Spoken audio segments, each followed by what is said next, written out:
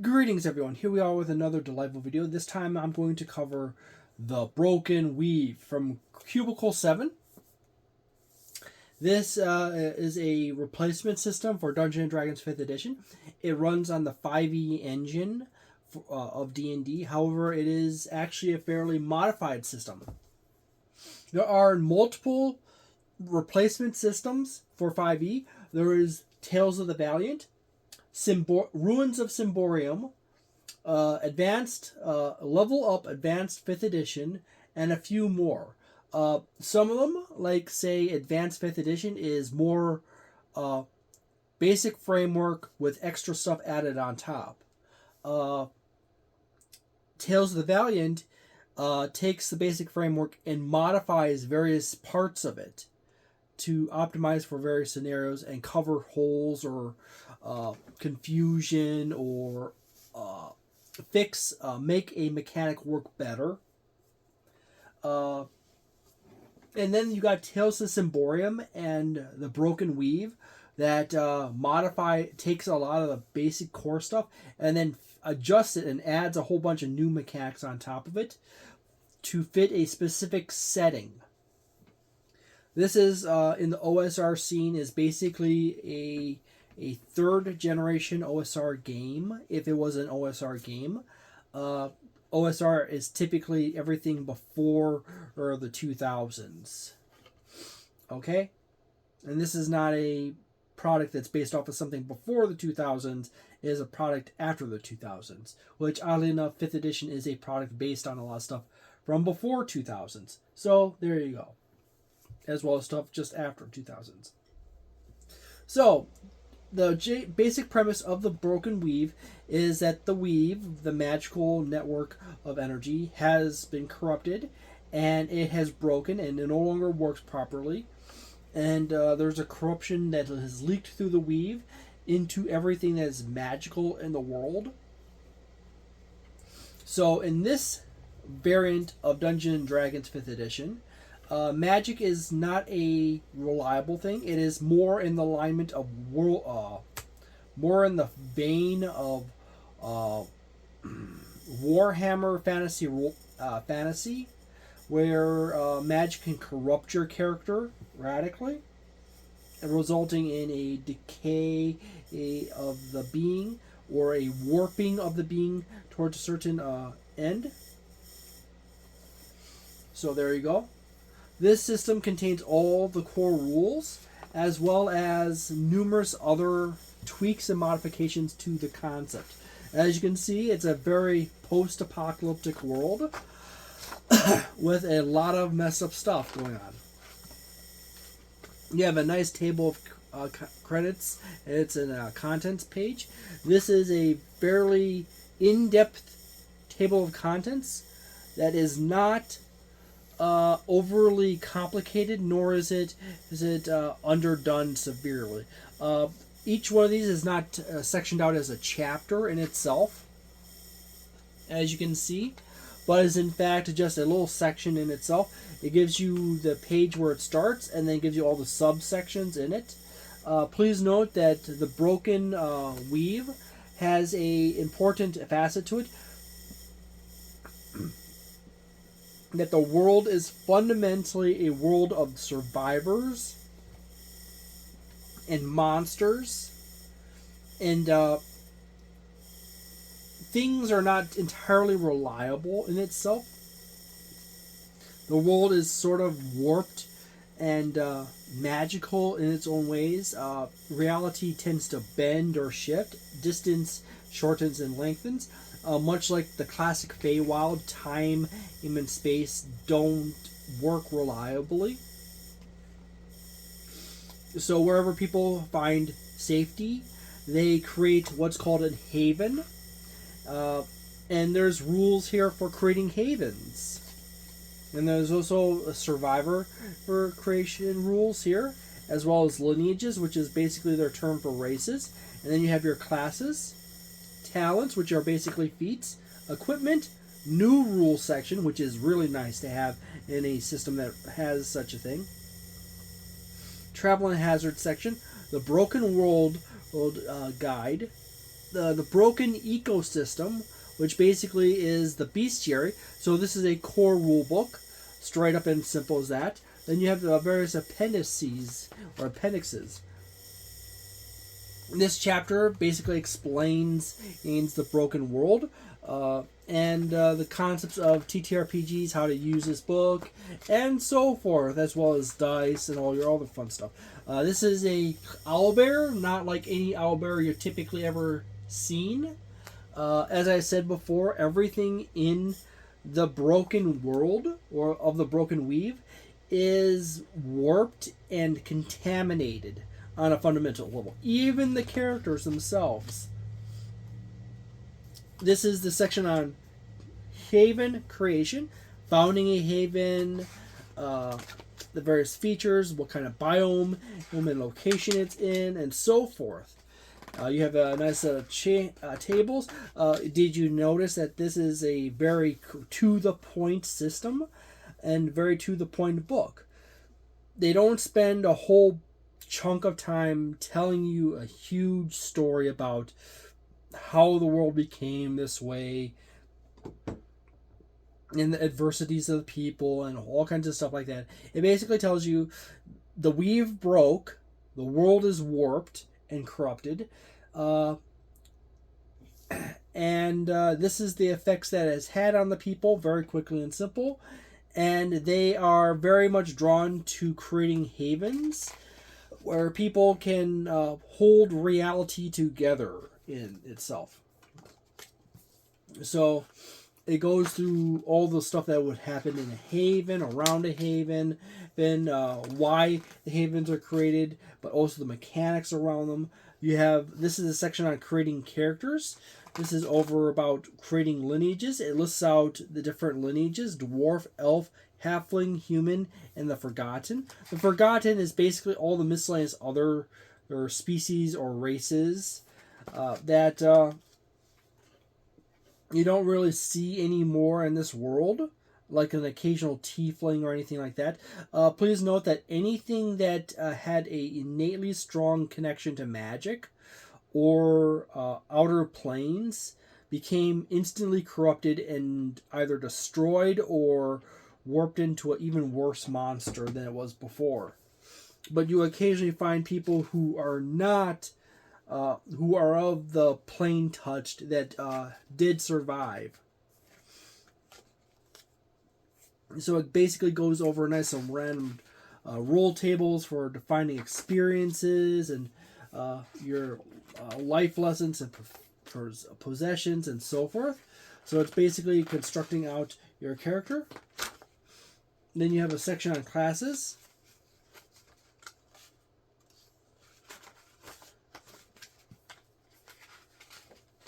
Which basically goes over all your different attribute scores and all your important stuff, how to roll them up and everything else. This is a section on lineages. And we happen to have dwarves.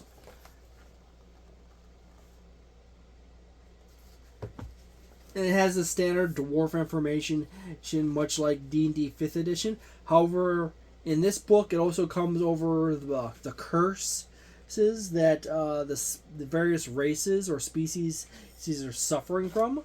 As you can see, the elves here. And other fun stuff like that. Important note that each of the 4 races are tied to a primal element and they sort of morph or become contaminated by the element, such as fire, earth, water, and wind. So there you go. And then we go over a touch on the forgotten right here.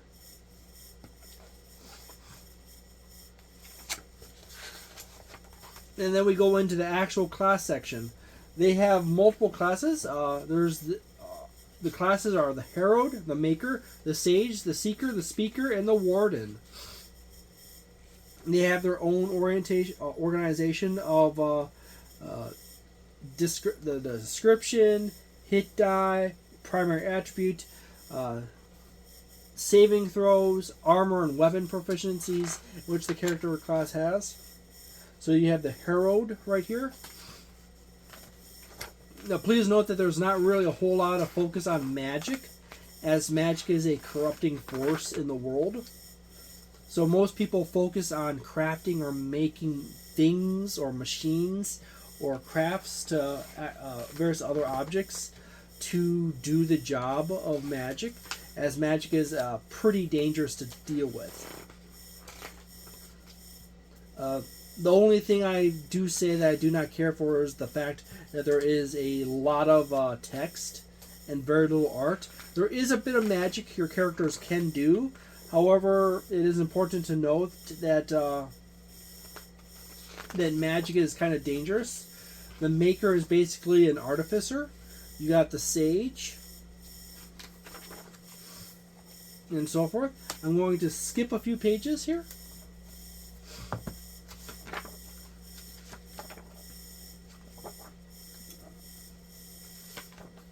We'll get back over here. Skip the last few of the classes and get into the talents. The talents are essentially feats, as I stated before, and they're very much in the same kind of format as 2014 Dungeons and Dragons. It simply is a feature that is attached to your character that you gain, and it adds a extra little thing you can do. Please note that there are a few that do have requirements, but it's oftentimes really simple stuff. Says requirement proficiency with seeker's tools, proficiency with animal handling, stuff like that.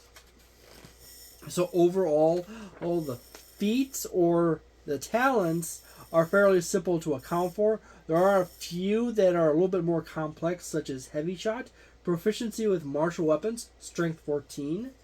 But of course, that is like the maximum end of the complexity range. There are a few exceptions. And then we have resources, a section on how to acquire gear, how to make it, and so forth. Make a deal. How to harvest it from the landscape and creatures. Then we have a nice little section on equipment for your characters, as well as weapons, ranged and melee, as well as the armor. There is a little bit more range in options in the armor or in this system, as well as weapons.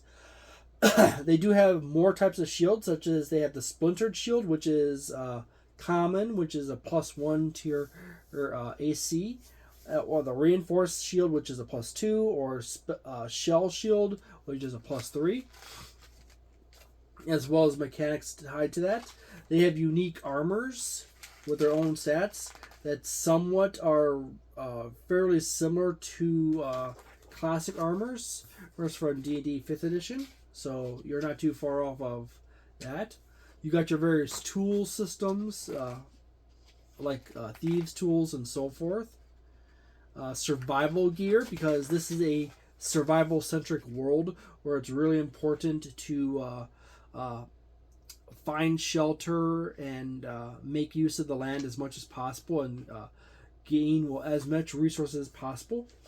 There's also rules on adding properties to weaponry and armor, as well as that. There's also, as I said, the section on new rules. The artwork is very nice overall, as you can see. However, it is sparsely spread through the book. So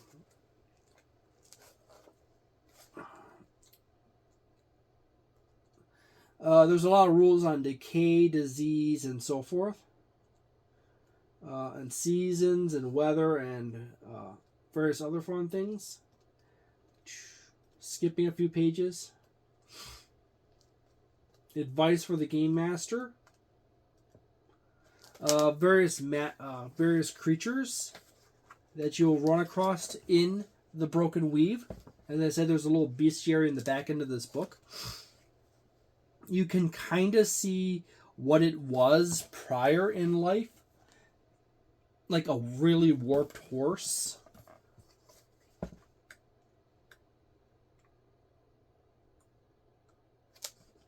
Some of the stuff, it looks like it's a demon.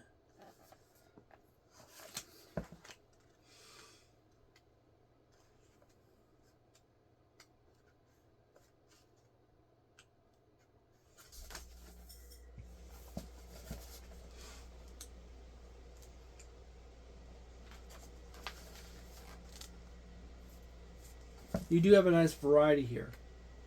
I also like the stat block or arrangement. As you can see, it's actually rather clean and easy to read.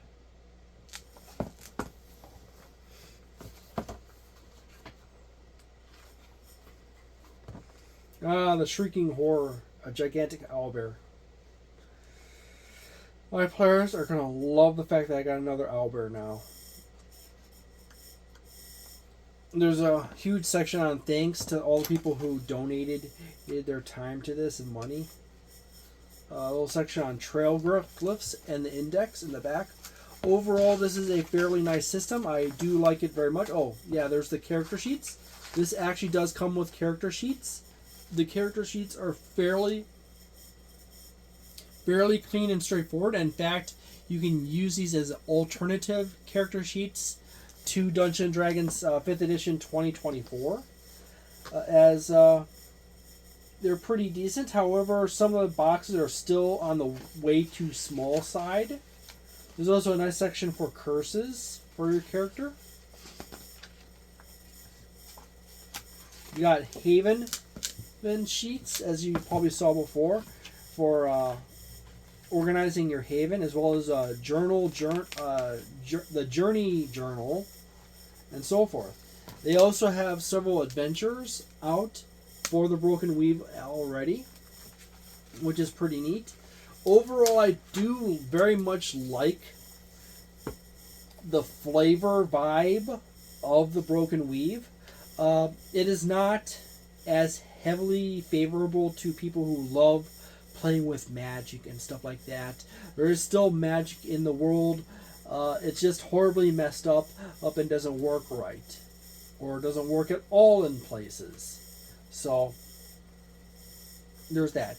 So this is more of a gritty, grimdark, down-to-earth kind of TTRPG where everyone is just trying to survive, and they don't really have fireballs anymore to rely on. They just have to make explosives some other manner, or make traps and so forth. So, yeah.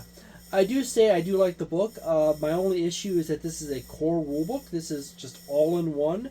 This is, there's only like 6 classes in this book and 4 species, with a section on the other species that you could probably add back into it if you want to. Species from other editions of from D&D 5th edition and other variants are perfectly compatible with this system, and you can come up with various means of corruption decay in which they may be inflicted with. So there you go. And MSRPs for $59.99, which is basically $60, which is on the expensive side, but okay. As I said before, my issue is that this is a core rulebook. This contains all the Game Master stuff, as well as the monsters, as well as the player stuff.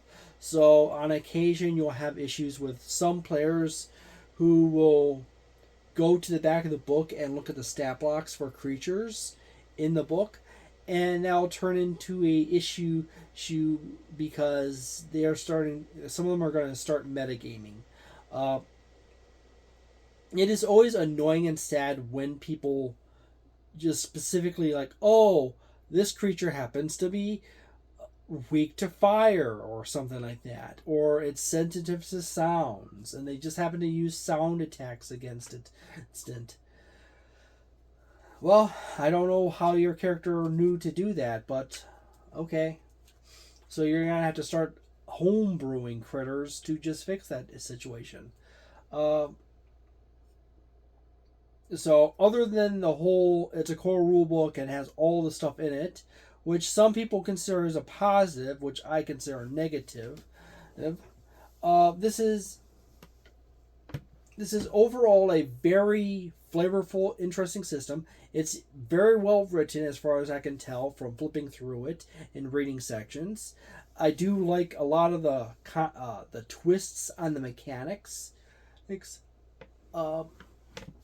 for this system. There is another system very much in the same vein called Ruins of Symborium. which is the book is down there in the pile in the next the wave after this one. That is very much in the same flavor vein as this one. However, it is a little bit closer to classic 5th edition in a lot of the composition of races, classes, and stuff like that. Where this one, it takes the species and it twists them just ever so slightly, and then it twists the classes into something else entirely different, and it changes a lot of mechanics. Well, not a lot of mechanics, but it changes a lot of the stuff that relates to magic to something else, or removes it to focus more on more gritty, hands-on action. Where Ruins of Symborium still retains the standard magic system of Dungeons & Dragons 5th edition. So if you want a further jump off, a darker flavor of 5th edition, this is an option for you. This is a more drastic variant. If you want something that's closer to classic 5th edition in style, but still is dark and still has unique mechanics tied into it, Ruins of Symborium, which I will be covering in the next few weeks, which will be a good choice in that. If you want something that is more straight on, just an alternative to Dungeons & Dragons 5th edition, there's Tales of the Valiant. If you want something that has a deeper version of Dungeons & Dragons 5th edition with deeper mechanics, with more options and more features, Advanced Dungeons & Dragons 5th edition or Level Up Advanced 5th edition is your option set. Sorry, I had like a brain fart. What I mean to say, Level Up Advanced 5th edition is the more deeper version of 5th edition. So I'll be getting into those products very soon, and we'll see you back next time. If you enjoy this video and you want to learn more about this stuff, please leave a like and subscribe, and hit the bell icon on your on that little subscribe section. And check out my other videos. I have covered already some of the stuff from the other systems, such as Level Up Advanced 5th Edition, Adventurer's Guide a few weeks back, as well as the player's book for Tales of the Valiant. So we got, so we're good right there. I'm still in the middle of this process. I still have more 5th edition third-party stuff to go through, and I kind of just threw the replacement stuff right on top, so that's the soonest stuff to get to. So there you go. Have a delightful day, a nice night, a wonderful weekend, magnificent month, and see you next time. Ciao.